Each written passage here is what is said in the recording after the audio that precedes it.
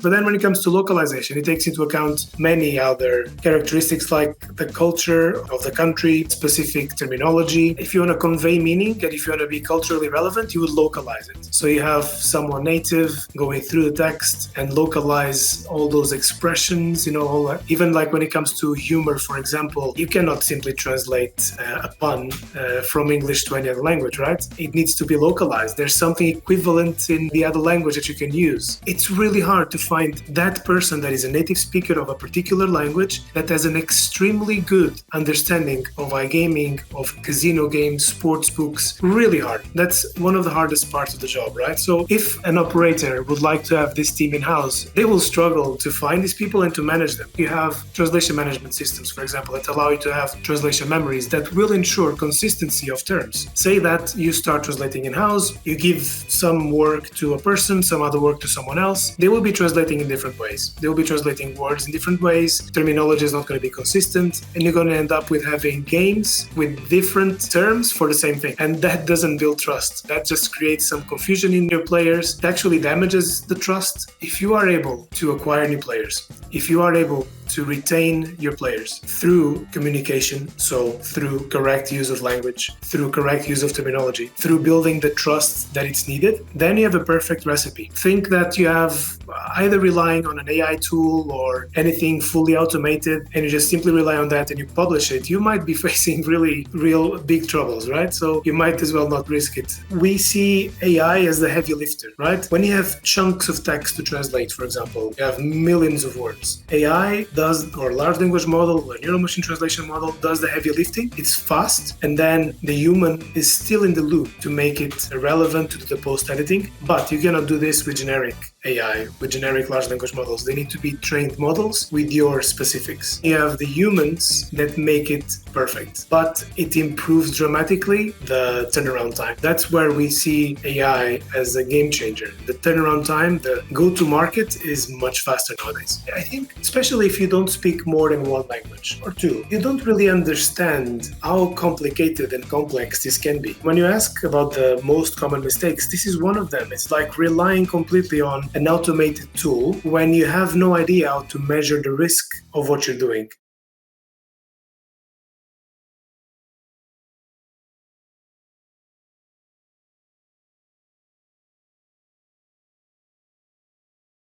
Hello everyone, this is Farouk and welcome to Rev Panda Live. In this episode, we'll discuss one of the most important and often overlooked components of your marketing strategy, localization. We'll also touch on general content topics as well, because here's the thing. You might think that you're talking to your audience through your marketing communication, but are you really speaking their language, or is your content maybe just a giant misunderstanding dressed up as marketing? Joining me to break it all down today is Thiago Aprizio, CEO at All In Global, a leading expert in iGaming localization and multilingual content. Thiago, pleasure to have you with us today. How is everything? Thank you, Farouk. Nice to be here as well. It's all good. We're actually recording this in a very special day in Porto. Today is the São João feast. It's a traditional feast over here. It's a very happy day where people are going out in the streets with little plastic hammers hammering each other. I'm very good. Thank you for inviting me. It's a pleasure to be here and to discuss with you this topic. Amazing. So happy celebrations, let's call it this way. I need to improve my Portuguese to say it properly, but yeah, next time. Yeah, it's like St. John if you want to say it in English. Amazing. So everyone, if you work in marketing, product, content, or localization in iGaming, you want to stick around for this episode. We'll cover some horror stories as well as some best practices to improve your content game. Thiago, before we get started, I would like to actually turn to you and maybe you can tell us a bit about yourself, how your journey in iGaming started, maybe a little bit about your background, and the favorite question that I have, how you ended up in iGaming. Okay. Well, my background is actually quite diverse, academically and also professionally. I've done quite a few things in my life. I was living in Malta back in 2010, 11, 12. Then eventually I started meeting some people from iGaming. I was hired by All In Global back then to join the business development of the company. Then eventually I was leading the operations and eventually became the CEO of the company. But my background comes from a very it's very very very weird actually. Sometimes I've done many things in my life, from Chinese medicine to management and marketing. Architecture is very very hybrid, very mixed. But I think all of that gave me a very good background to actually manage and lead a business. And then localization came from All In Global and my almost 10 years in the company. All this background that you mentioned, like different industries, different sectors, I'm sure they help you also when you create content, right? Of course, they do. I think it gives us perspective of the world. Like, it allows us not to focus too much on one particular thing and kind of pretend that nothing exists around us. It gives me different perspectives. I think only life and this type of experiences can give you, especially when dealing with people, managing people, and even more when it comes to something so culturally relevant as language, because it's very, very relevant culturally. And every single country has a language or a dialect that they speak, and everything is so specific. And also, when you think about iGaming and the specific terminology of iGaming, that also varies by language and by country. When you talk about languages and actually the cultural nuances, this is exactly how I want to start today's episode. As you know very well, working at All In Global and managing the operations for years, probably this is one of the main things you're also fighting, and you want to make the understanding, in the industry, which is like translation and localization. They are not the same things. So, from your perspective, what are the key differences between them, and why does it matter so much in the iGaming industry, especially for player engagement? Well, translation is more of a literal translation of meaning. So if you have something in English, you translate it into any other language. Portuguese, for example, my native language, and you will get a result that it's exactly the meaning that you get from the English source text. But then when it comes to localization, it takes into account many other characteristics, like the culture of the country, specific terminology as well. I mean, there are several examples over the years, even not related to iGaming, but simple other words that you can simply translate from one language to the next. Or if you want to convey meaning and if you want to be culturally relevant, you would localize it. So you have someone native going through the text and localize all those expressions, all that. Even like when it comes to humor, for example, you cannot simply translate a pun from English to any other language, right? It needs to be localized. There's something equivalent in the other language that you can use. So those are the basic differences. I have an example. Like, say that in you want to translate something from Brazilian Portuguese into English, right? And you use the word mine, like as in a mine. Mm-hmm. But in Brazilian Portuguese, which is different than Portuguese, by the way, you would use mina, which is like slang for a girl. But then, if you translate mina, that would mean actual mine, doesn't mean girl. So these little things, then when it comes to players, they would identify them and they would see that you didn't really do your job properly, right? It's going to sound scammy somehow. Absolutely. And also, I remember there's a casino and casino with double S, right? There's like this one. It is often overlooked. And yeah. No, it is overlooked because we have those are the variations of Portuguese. Like what you just mentioned, casino is Portuguese from Brazil. Yeah. With double S, and casino is Portuguese from Portugal with one S only. So you often have let's say an online casino that operates in both countries, and they would just use the same Portuguese terminology for both countries. And then me, as a Portuguese from Portugal, I would go to that casino online and I would say it's written in Portuguese from Brazil, and I would like immediately think, well, this is not for me, probably. This is for another market, right? The same happens in Spanish, for example, in European Spanish versus the South American Spanish, or French Canadian, for example, with French. Well, that's definitely the case. And also, like, for instance, I live in Poland. So on Google, when you write a phrase to search is like szukaj. So there's like the Polish version. But if you have the same word, like in Czech Republic, it's completely different. I can't say it, just Google it.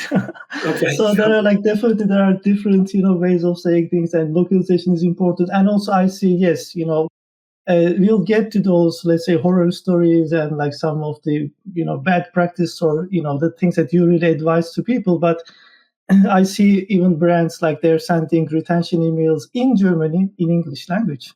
So, some companies also, they don't even put any attention.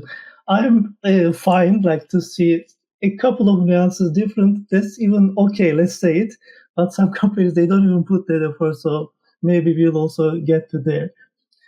In that example, Farouk, yeah. like if they send it in English to the German market, I think sometimes it's better than just translating it into German in any machine translation you find out there, because then it's going to sound really weird, and maybe that's the reason why. I don't know. And when companies do all those efforts when it comes to translation and localization, there's a debate. So you, as an agency, you know it probably very well.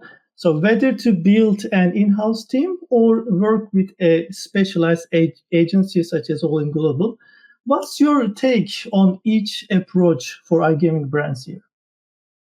I think both options have their merits, to be honest with you. Depends on the scale of your operation as well. I mean, this debate between in-house versus outsourcing applies to any service, right? Even before I was working at All In, I used to work for another company. We used to have contact centers. And there's always a debate. Should I outsource my contact center? Should I keep it in-house?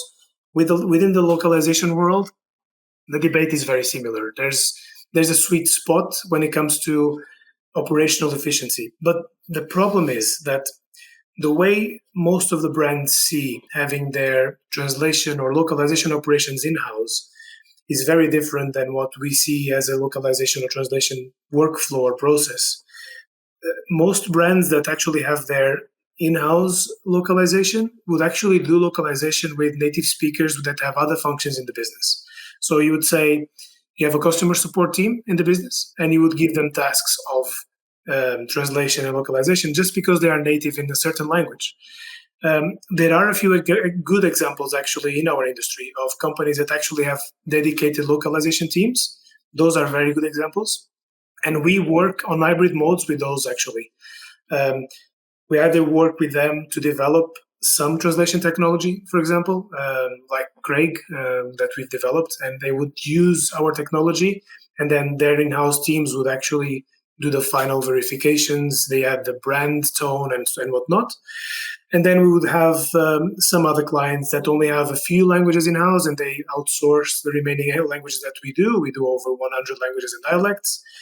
But there are other functions of the business that we have as an agency that an operator, for example, could not have because it's not scalable enough. It gets very expensive at times. For example, vendor management, vendor recruitment. It's really tough. If we are ISO certified, right? We have to follow certain procedures on hiring people. It's really hard to find that person that is a native speaker of a particular language that has an extremely good understanding of iGaming, of casino games, sports books. Really hard. That's one of the hardest parts of the job, right? So if an operator would like to have this team in-house, they will struggle to find these people and to manage them. And then there's also the systems, like you have translation management systems, for example, that allow you to have translation memories that will ensure consistency of terms. Say that you start translating in-house, you give some work to a person, some other work to someone else. They will be translating in different ways. They will be translating words in different ways. Terminology is not going to be consistent, and you're going to end up with having games with different terms for the same thing. and that doesn't build trust. That just creates some confusion in your players. It actually damages the trust. And I think nowadays there are hybrid models that can work really, really well, where we provide part either technology or the human touch of the translation process, and the companies would have a small localization team or a localization manager in-house that could actually understand the process and make it happen on their side. When you were talking about the differences in-house and the agency model, I was taking some notes, and definitely like hiring a good localization expert is really tough. And you also need to be able to do that recruitment, because you need to send them the samples, like some examples to do the work and so on before you hire, and you need to know this. So probably you need to hire another agency to help you to hire somebody. So that's really the case. And hiring, recruitment, this part is one, but also you need to put those people on a payroll. That means you need to manage a lot of people and so on. That is also not easy, especially in larger teams. Then market knowledge, you were saying it really nice, like trust is a keyword here. Like I love how you described this. And also regulation. So as an agency, we both do the translation localization work here at Repanda and Open Global. And we can say that like we do this many, many times, and we understand the local regulations and how things work over there. So that's also something to consider, because you may need to spend a lot of, let's say, resources to lawyers and so on. And it will also come with some delays and stuff like this. I'm not even talking about the fines. And what you said is very important, like scaling up. Imagine you operate in many markets, not only just a couple of them. That is going to help. And one more thing is proofreading is also another thing that you can utilize over there, right? If you even have an in-house team. Of course. The markets are very important, because we have operators that work with us. They work in like 30, 40 markets, right? They've been working with us for many, many years. It works very well for them because, in the end, think about this. If you are able to acquire new players, if you are able to retain your players through communication, so through correct use of language, through correct use of terminology, through building the trust that it's needed, then you have a perfect recipe. We have clients working with us for 13, 14 years. They keep on working with us, and they want to work with us no matter what, because it's a recipe that works. They trust the professional services. We have delivered results over the years, and they want to build on it, and they want to keep on working with us because of that. And then when it comes to compliance, most of our clients have their own compliance teams, of course, on the legal aspect. But then, for example, even some terminology cannot be used in certain markets. I can give you the example of Australia, where you cannot use certain terminology, like, for example, I think it's free bets or some other terminology. You cannot use it, right?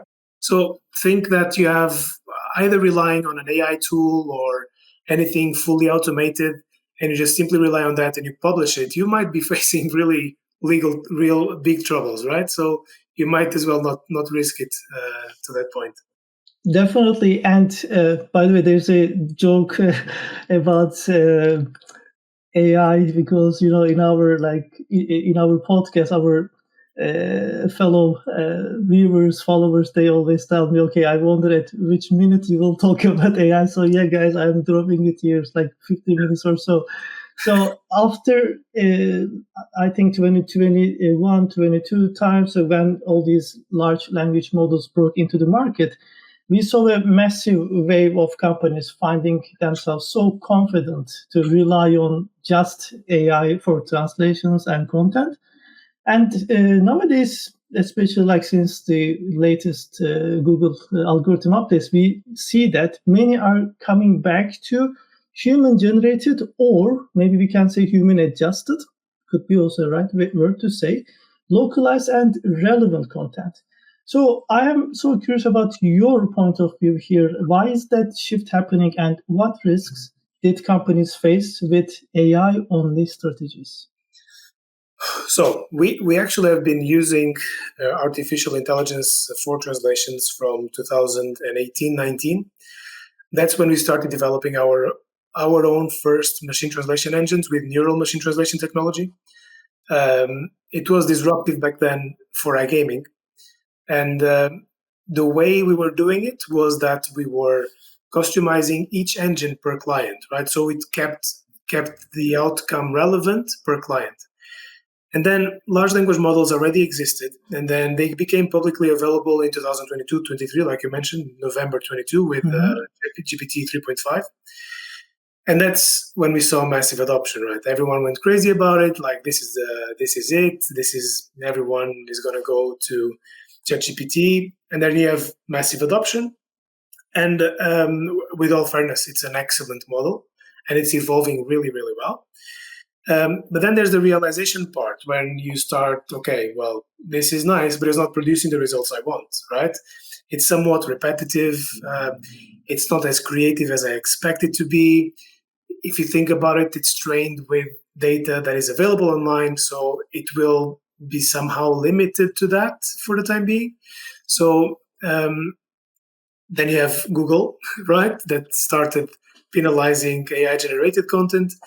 And I think that I agree with you. We have been seeing some like people coming back to the human-generated content, not only human-generated content, but the augmented human content. Let's say. So we do believe at All In because we are very familiar with AI, and we've been using and developing AI within translations for some years now, 5, 6, 7 years. I'm losing track of time. It's just going so fast, and we've been seeing a big evolution, of course, but we see AI as the heavy lifter, right? When you have chunks of text to translate, for example, you have millions of words. AI does, or large language model, or neural machine translation model does the heavy lifting. It's fast, and then the human is still in the loop to make it relevant to the post editing. But you cannot do this with generic AI, with generic large language models. They need to be trained models with your specifics. For example, terminology is extremely important. Retrieval augmented generation, extremely important as well. Like the workflow you build needs to be complex in order to have good results. It can't simply be prompt-based or uniquely prompt-based. We have a massive library of prompts that we manage, and they are all custom built per client. And that's where you get that sweet spot where you make the most out of a large language model or a neural machine translation engine that combined, by the way, do really good job. And then you have the humans that make it perfect.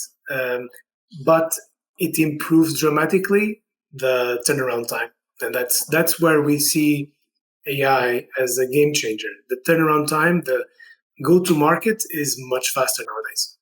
So please help me understand, and also maybe you can tell more on Craig a little bit after that. So basically, you have built an amazing, the engine for each customer, fine-tuned and very customized, AI engine, and then you do the work that is very familiar with that particular brand's past works or the requirements. And then later on, after the output comes over, there's also another language expert or localization specialist checking this over, right? So this is how it's working. Correct. It's how it's working right now. So you mentioned Craig. Craig is now on the version 2.0. We've added some new features. So it works like that. So we haven't ditched our developed technology with neural machine translation engines. So we rely on neural machine translation still to do the translation task. And the reason is that large language models are really hard to manage when it comes to hallucinations, right? And we want to keep the translation at that stage as perfect as possible without changing any meaning. And then we do have a large language model layer that's when the client, that's another layer where the client customization comes in. So we teach the large language model, we feed it with client data, we tell the model what to translate in what form, in which language, We obey a term base that is agreed with the client to keep it consistent.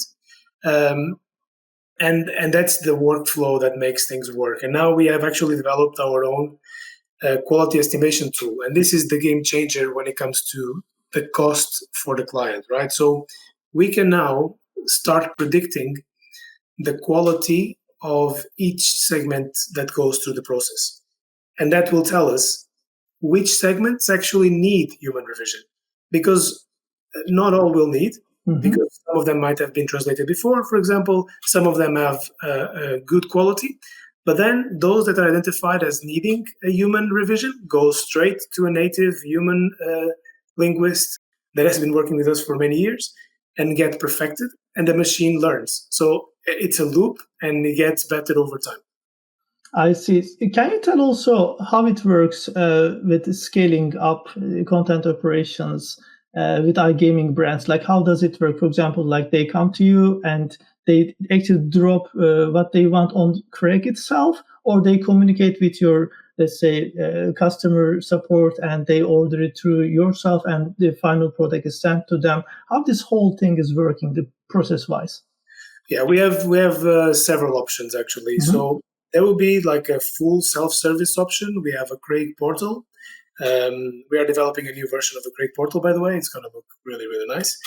And you can just drop your files, select the languages you want, and you would have the raw translation, right? With your translated with your own Craig engines that are customized to you. That applies, for example, for clients like you mentioned previously that could have their in-house operations. So they would, we would do all the background work, all the customization, the teaching, the prompt management, everything.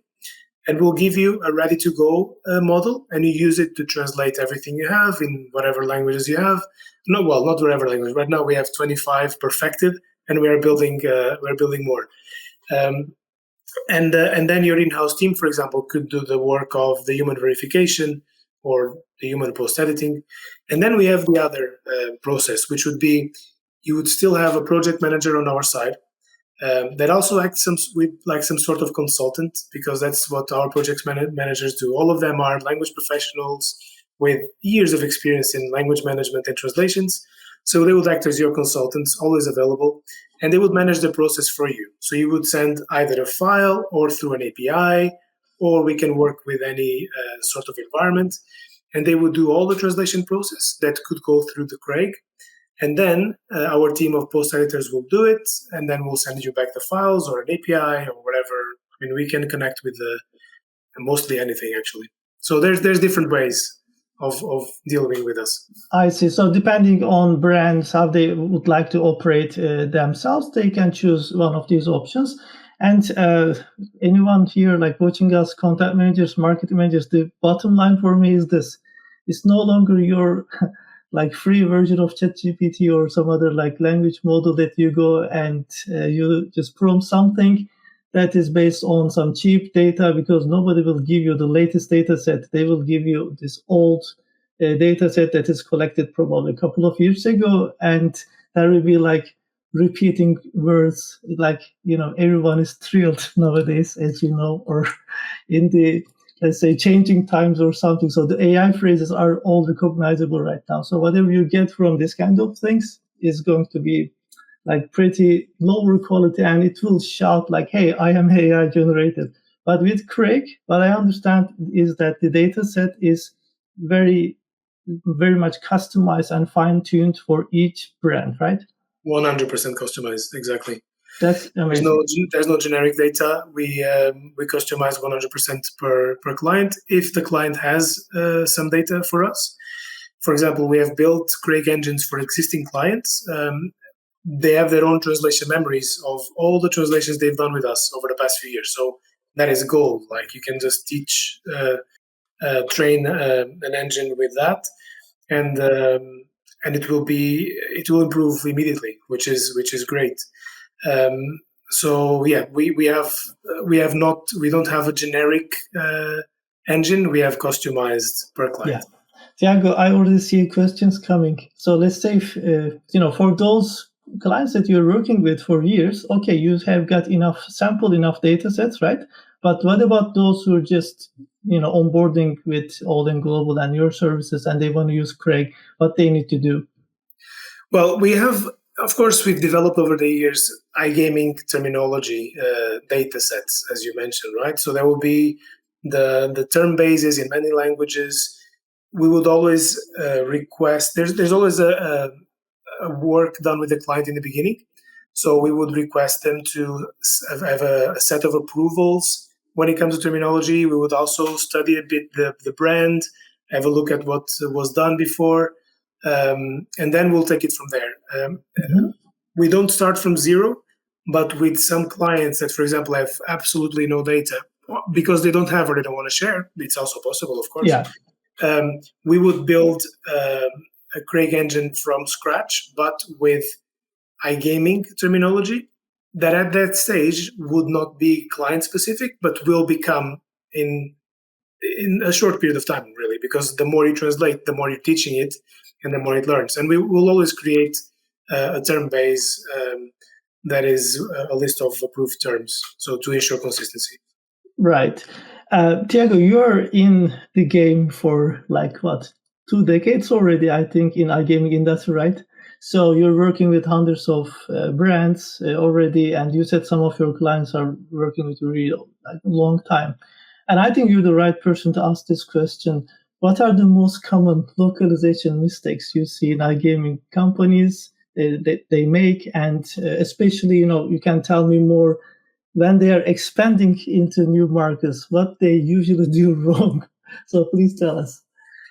Well, I think literal translations are the most common that we find. We do have sometimes, we do play a bit of the fireman work. Sometimes we have a brand coming to us like with their with their language burning somewhere. It's like, guys, something happened here. Like we have a huge issue. Like users are reporting mistranslated text, or for example, we have a marketing campaign that has been flagged as scam because it doesn't sound natural. Or you remember those stories of the prince that won, some millions, and would like to send you an email with broken English. Hey, I want to make you a transfer of. Sometimes this is how it looks, and I think, especially if you don't speak more than one language or two, you don't really understand how complicated and complex this can be, right? You're touching a very, very sensitive spot here, which is culture. It's a language, and I also think it's generational, because nowadays it's not that I'm old, but nowadays, and I see it from my kids, right? Everything is done automatically. There's an app for everything, and I think it's generational. So maybe the new generation that speaks one or two languages, they tend to somehow think that the translation is an automated process per se, when it's not. And when you ask about the most common mistakes, this is one of them. It's like relying completely on an automated tool when you have no idea how to measure the risk of what you're doing. You have no clue what the output is. Like, say that you are a localization manager of a casino, or you're just someone in a marketing team, and you want to translate everything that you have in 15 languages, but you only speak, Spanish and English or whatever. You're translating into Chinese, or you're translating into, Thai. You have no clue what's coming out of the machine, right? You're just going to publish that. The risk is so high that you're messing things up. Then you see the results and those examples that you asked me about, where you see literal translations, you see complete lose of meaning of some particular expressions, that they lose meaning completely. They don't mean anything in the other language, because certain words are translated literally and they just lose the meaning of the expression.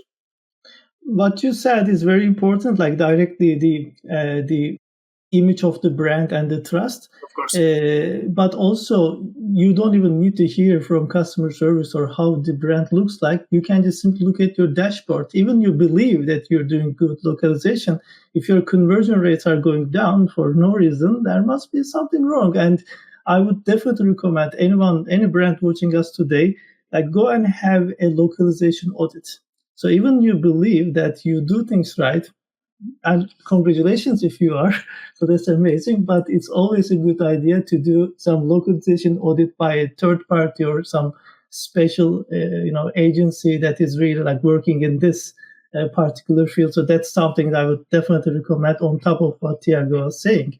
And Thiago also, like all this experience that we just mentioned about, what you do in iGaming, I'm so curious about some horror stories. What was the biggest horror story you have seen in localization so far? Man, I think the horror story is actually what you just mentioned. Like, I think the biggest horror story for an operator, for example, is the loss of clients. That's like a horror story. That all the alarms should ring if they have less conversions and less retention. So it doesn't. I mean, you can think about an email campaign that has marked as spam, like I mentioned. That's a pretty horror story already, because people will lose trust in your brand. Like, that's it. Like, if I have, you can make 100 things right. You make one thing wrong, and you're going to be judged for that. And this is in life, really, not even in language. It's just, and this is it. Like, there's not, in such a competitive market, there isn't much space for this type of mistakes. Players will lose trust in your brand in one email because you did a terminology mistake, or because you have poor language on that particular email. And that's enough of a horror story, I think. You lose your retention rates because people start to leave. They lose trust in you. They're not going to give you the money. Not going to make a deposit if they don't trust what you're saying, right? So there's the broken trust, I think, is the biggest horror story I can tell you. There's just there are a lot of examples of mistranslations over the years that we've encountered. Like I told you before as well, the clients that come to us to do the language quality assessment, which is a service we do actually, or to try to save them somehow because they have discovered that everything is a mess in a particular language or more. And we try to work with them as much as we can, of course, and make it perfect, and try to be their partners in regaining that trust with those players. Absolutely, especially when you're just entering a new market. First impression is very important. And imagine you enter that market and you want to find new affiliates and like start investments. Like initial investments usually a bit like higher when it comes to that space. And you have a lower conversion rates. Nobody wants to work with you. Nobody wants to send you traffic anymore because they can send it to someone else and they can make even more rev share or CPA from that. Why they need to work with your brand? So that's like one thing that you need to consider. Like I see those operators spending like I saw a company spend like literally €1 million for a booth at an iGaming expo, and when we check their website, we see a lot of localization issues. Like a fraction of this money, like a little portion of that money could really change your revenues dramatically. So consider these ones as well. And also from the technical point of view, since we can talk the SEO part, if somebody like let's say clicks spam on your email and so on, this is affecting also your domain reputation, the whole authority. And so you can produce as much content as you want and so on. But if people don't spend time on it or they don't trust, you're doing something wrong. So coming back to everything, the root of stuff, in my opinion, here is the assessment, as you say, the localization assessment is really crucial. And also, some companies, if not most, they look at localization as the last step. It shouldn't be, because it will dictate some development decisions. Think that you are developing a slot machine and you have a series of buttons, right? And in English, the button says play, and that is quite a short word, and it's okay to have a size of that button. But in another language, play can be a 6-letter word. You don't know. And then you have to make changes in your design because you really haven't prepared for that market before. So, for example, an API with a translation tool such as Craig could actually minimize the impact in the future. Because If you have an API, you pre-translate everything, and you have an initial idea of what everything is going to look like. Your design team can immediately work on it, and you can launch much faster.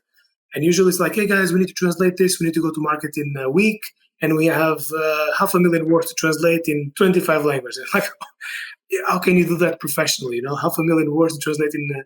But this is more often. This actually happens more often than not, where we have this sense of urgency of a huge amount of words in a huge amount of languages because they have to launch and they never thought about it. And it's like, okay, now we have to think about localization. But the advice would be to think about it from before. Actually have more time to compare options to start with. Like, you don't have the pressure to decide in the end where you have the time pressure. Like, you can contact multiple language service providers. You can compare multiple offers. You can even try to figure out if an in-house operation will be good for you. So I think thinking about localization with time can give you a broader spectrum of options. Yeah, it's not a last minute action. They need to consider this when they're actually building the brand and the whole content strategy, as you mentioned. Thiago, talking about markets, so I'm also curious about the global perspective you have got, because you work with brands across the globe. Which regions or maybe languages are currently in highest demand among your clients? Any particular markets or new emerging markets this year that you noticed? Well, we've seen for a while that Brazilian Portuguese as a language has been in very, very high demand.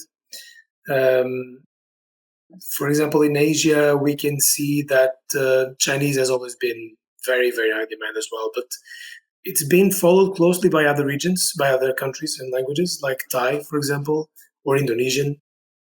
We've seen an increase in those languages too. Japanese, because Japanese is such a hard language to find very good resources. It's a language that most of our clients opt to outsource. And some of them, like, this is like the hybrid model we started in the beginning. Usually they handle the easiest languages in-house, but when it's something a bit more challenging, like Japanese, or something specific like French Canadian, which is also, one, very expensive, and two, really hard to find linguists, they usually rely on the agency, and they leave that hard work for us. But we build our own pool of linguists over time, and we have very good resources with us, so they can rely on us. But yes, Asia would be definitely Chinese, Thai, Japanese, and Indonesian. In South America, Brazilian Portuguese, but also a lot of Spanish countries languages. So Mexican Spanish is widely used, but then you have specific dialects as well. We've actually saw an increase of perhaps knowledge on the client side, whereas before they would say, listen, I want this translated into Spanish. And we would have to ask, okay, well, wait a second. Yeah. Like, there's a lot of countries that speak Spanish in the world. Do you want this in European Spanish? Do you want us to localize it in a particular country of South America? And there's like, no, Spanish is okay. The same with Portuguese, for example, or French versus French Canadian. And we've seen that perhaps there is there's more knowledge on that side as well. Like, the clients now tend to ask specifically, I would like to target this market, and I would like this type of, or this dialect, or this language for this specific market, which is a positive thing, actually. A bit surprising. It's evolved over the years. Maybe we have some sort of role in that by teaching over the years how it should be done.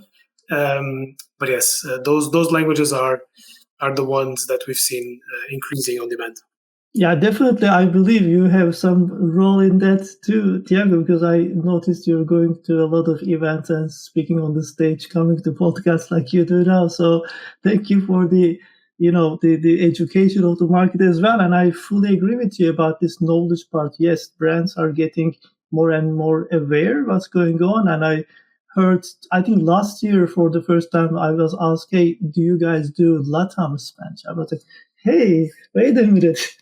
I like you. You get everything you want. So that's amazing. So sometimes we get questions now like Chilean Spanish. So that's really nice to hear. So fully agree on that. And about Japanese that you were saying, one of our clients from Japan, they told me this, look, Farooq, I understand you want to deliver the best, yes, and you do a good job. But in Japan, everybody who's reading, content in Japanese, they have a different understanding. So whoever reads your Japanese content will have a little bit different of understanding of it. So that's one feedback I get. And finally, regarding the markets, yes, Brazil, especially at the beginning of this year, they've got a new regulation started, and before that, brands were already working on their content and adjusting them. And we already have a podcast fully devoted to the new iGaming regulations in Brazil. I strongly recommend everyone to check that out as well. Amazing go-to guide, if you ask me, regarding the Brazilian market. So talking about regulations, so you do content in many different languages, only Craig, as you said, 25 or so. How does it affect, having all these different jurisdictions, regulations, and you need to create content? So how do you approach the content creation process, considering those regulations online?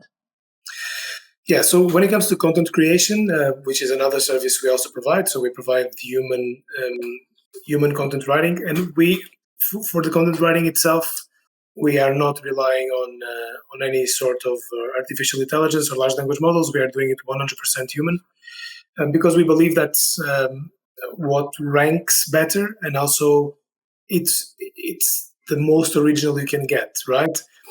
And then we also offer with all the content we write, plagiarism checkers and AI detection. So all of our clients will always get a report of the uniqueness of that content. You mentioned the regulations, so or compliance.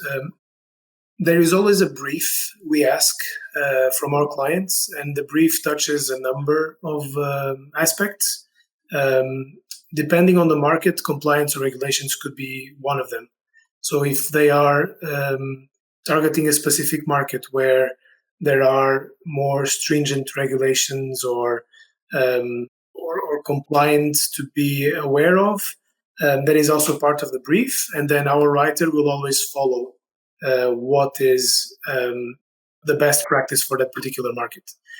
We are actually now trying to automate part of it with Craig, so that Craig is a product in constant development. We are adding features all the time, and this is one of the features that we are now starting to develop for Craig 3.0, which is embedding the layer of regulations, so that when the automated part of the process happens, it already comes with an adaptation to the local regulation. So we would tell Craig, listen, you're translating this particular text into this particular language for this particular market, and this is the set of rules.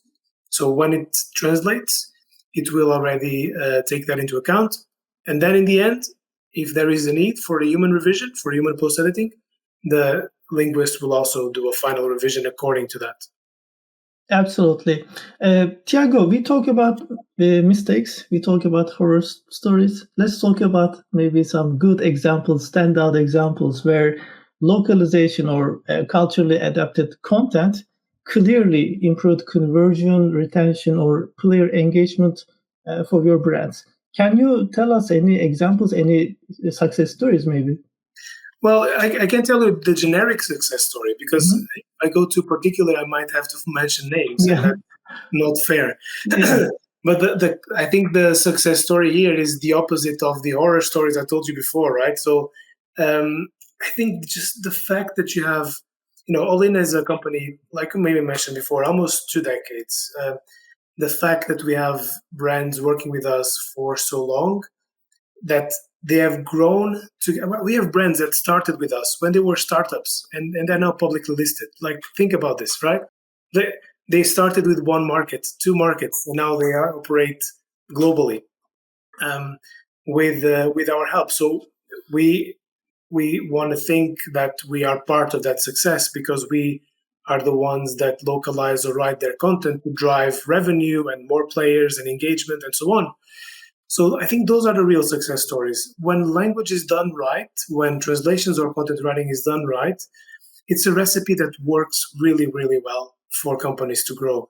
So instead of telling you a particular brand or casino or game, which there are so many, I think just the legacy that we have built over the years, with our clientele, I think it shows how it can work to actually drive an iGaming business to success through language. Absolutely, like having this consciousness about the role of localization in markets is actually a good place to start. And also, you were saying earlier, I really enjoyed that. It's not a last minute action. Let's do that at the beginning when you're building your presence in a market. So that's something definitely to start with. So best practice also. Let me just say something that I forgot. It's also the gamble between quality and risk, right? I mean, because quality is what drives us. We've been driven by quality for ever since I remember working at All In. It is the quality of the process, the quality of the people, and ultimately the quality of the service we provide, because we interpret it as a very, very important service for our clients. And we respect that, the fact that the clients rely on us to do this. So the quality versus the risk is what matters here when the client is deciding whether to outsource it or not, whether to send it to a professional specialized iGaming translation agency or not. And I think quality is key in this process. Definitely. And I love hearing this, this awareness of quality.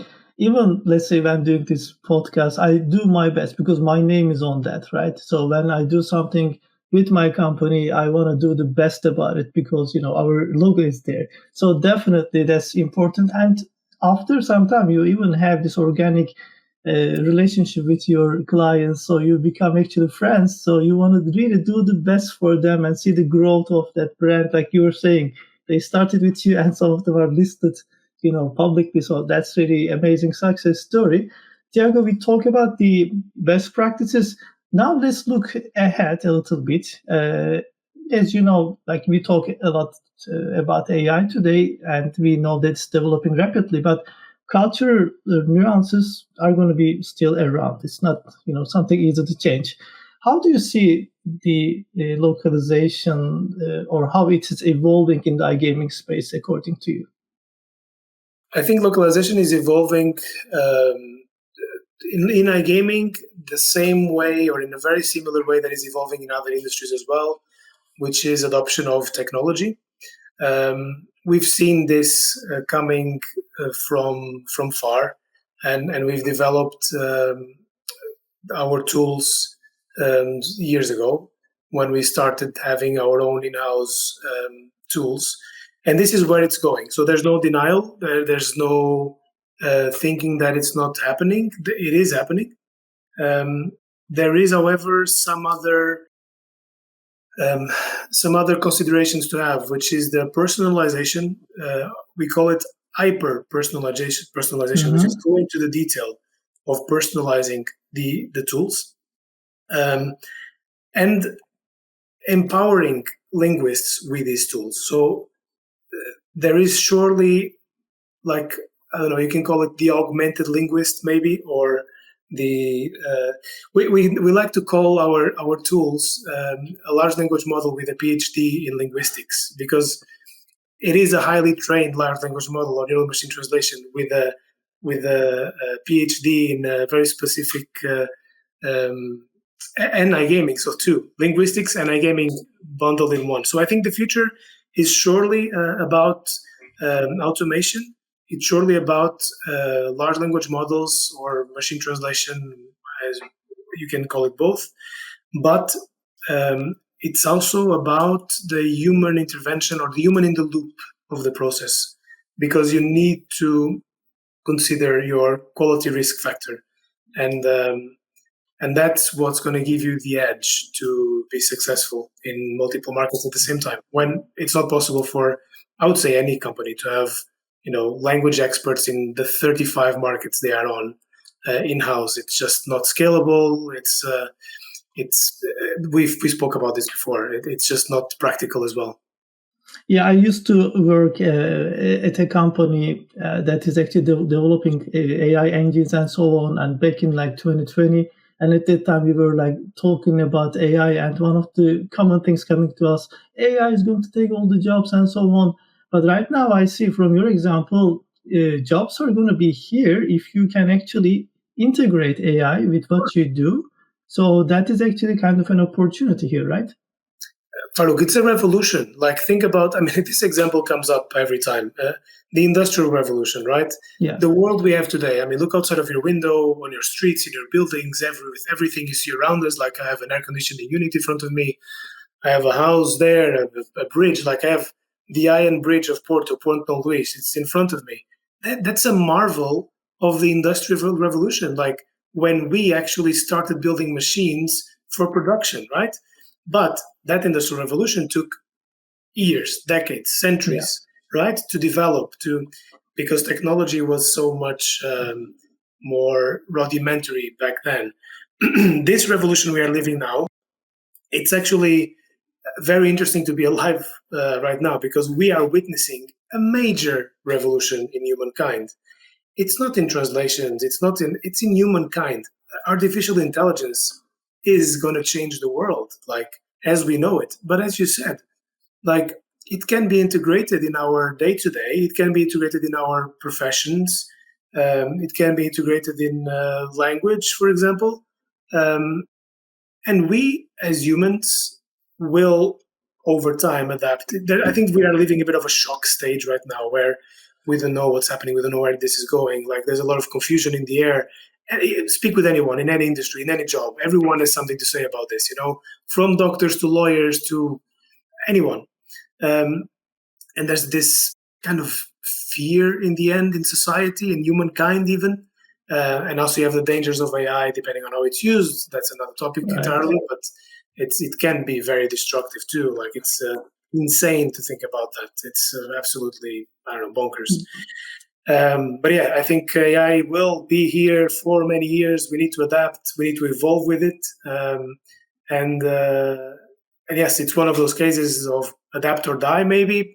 I don't want to be extremist, but it is what it is. Like, we need to adapt to a new reality. Professions adapt, the world evolves, we evolve as human beings, as professionals. We'll evolve with it, we'll adapt, we'll do something different on day to day, or do the same thing but with an augmented power. But I think it's not in language, it's not in content or translations, it's everywhere. I think you agree with me, Farouk, right? Definitely. I think this is like kind of the best closure, and you actually read my mind about how AI is kicking in right now. And I just, when you were talking, you triggered this idea in my mind. Maybe we should have another session with a couple of other experts just to discuss the impact of AI on humanity, more like maybe philosophical or ethical side of it. So we'll get to there. Thiago, you have to reserve 5 hours for that. For sure. Not a 1 hour podcast, because to the ethical and philosophical part of it, there's too much to say. Absolutely. I'd love to talk more on that. Thiago, we broke down today why translation is not localization, why it differs, for the player engagement, especially. And you revealed why over-reliance, like just AI only, let's say, literal translation is not really good for brands. And also you touch base on Craig, which is a really interesting tool, and I would love for everybody to go ahead and check this out. By the way, how our listeners can reach out to you if they want to learn more on that? Allin.global, through email, LinkedIn, go on my LinkedIn page, Thiago Prigio, Allin Global. Reach out to any of the members of our team as well. Everyone is available. And I think I just want to say that you should not translate for a market. You should build the content with a market in mind. Like, it's not, don't think about the literal translation for a market because you have to. It's like, build your content, your strategies with that market in mind, with the particularities of that market, of the language and so on. And measure your risk versus quality really, really well. Thiago, you're so good today at reading my mind. I really wanted to ask you. Really? I wanted to ask you what would be like one advice to share with our audience today, but I think what you said is amazing. Let's just leave it there, and some food for thought for everybody. Thiago, thank you once again for joining us today. I think it was really like knowledge-packed session. And everyone, if you found today's session valuable, don't forget to like, comment, and share it with your network. Just one announcement from our end. Thiago, you guys are also a silver sponsor for Ace Alliance Riga event. So in August 14th and 15th, we are going to organize an iGaming networking event in Riga. It's going to be a different iGaming event experience for you. There will be lots of networking experience, either on a boat, walking in an old town, in the most iconic venue. For example, you can have a branch and so on. I don't want to give more spoilers, but check it out on Ace Alliance. I will leave the link also in the comments so that you can maybe get your pass over there as well. Thiago, I'm very excited to see you over there in Riga as well in August. So I'm really looking forward to that. And once again, thank you for joining us. Is there anything you would like to mention before we wrap up the show? No, thanks, Farouk. Just to thank you for inviting me. I'm looking forward for the SLIC event as well, and to go back to Riga. Maybe my mustache will be a bit bigger by then. And that's it, man. Thank you very much. It was a pleasure to be here with you and discuss localization and language in iGaming, which is a topic that I really love, and I think I'm sometimes too much passionate about. Absolutely. Thiago, once again, thank you so much. And everyone, I will see you all at the next Rap on the live session. Thank you.